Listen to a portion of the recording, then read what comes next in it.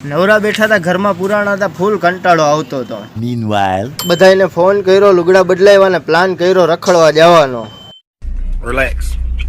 પણ તકલીફ એ હતી કે ગાડી અમારી પાસે 2 હતી ને રખડવા વાળા અમે 6 જણા હતા. પણ રખડવા જવું જ તું તો ફાઇનલ જ હતું, તો ઉપરા ઉપર એકબીજાની માથે ગોઠવાઈ ગયા, ભલે ને તન તન. અને રખડતા રખડતા પહોંચી ગયા અમે દરિયે. પણ દરિયે આવીને જોયું તા તો નાવાનું મન થઈ ગયું, કેમ કે બધા એન્જોય કરતા હતા.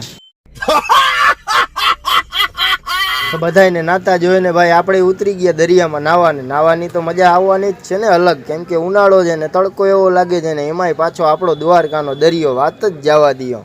અને એમાંય તમે ફૂલ તડકાના જો દરિયે નાવા આવો એટલે મજા જ આખી અલગ આવે, કેમ કે મોજે દરિયા ને દરિયામાં મોજા હો ભાઈ, ઘટે જ નહીં કાંઈ. નાતા નાતા રેતી ગરી ગઈ, રેતી ક્યાંની ક્યાં ગરી ગઈ એ કાંઈ પૂછાય જ નહીં ભાઈ. પછી પાછા બહાર નીકળી ગયા અમે દરિયેથી નાહીને ધરાણા. એટલે હવે અમે પહોંચ્યા જઈ ગોમતી ઘાટે, ન્યા નાશું.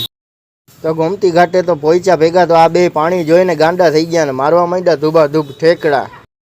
અને ભાઈ ગોમતી ઘાટે નાવા આવો ને જો ઘાટ ઉપરથી તમે ઠેકડા ના મારો તો બધું નકામું છે, કેમ કે ઘાટ ઉપરથી ઠેકડા મારવાની મજા જ આખી અલગ છે.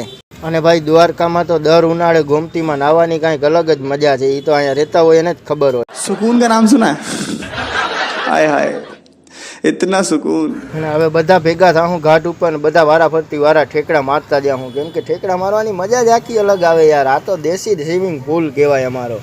સ્વિમિંગ પુલમાં પૈસા નાખીને તો હવ નાવા જાય, પણ આ તો દ્વારકાવાળાની દયાથી અમારે તો ઘર બેઠા સ્વિમિંગ પુલ છે હો ભાઈ.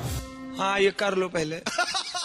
હવે તો ફાઇનલી બધા નાઈને ફૂલ થાક્યા છે ને હવે થાશું ને ઘર ભેગા. તો કાઢો ગાડી ને નીકળો ઘર ભેગા. હાલો હવે નાતા તો ત્યારે તો મજા આવી, પણ હવે નાહી લીધા પછી ખબર પડી કે ઓહો ભાઈ ભૂખ ડબલ લાગી છે. તો હવે પેલા તો ઘરે જઈને ખાવા બેસશું. जिंदगी हो तो ऐसी हो.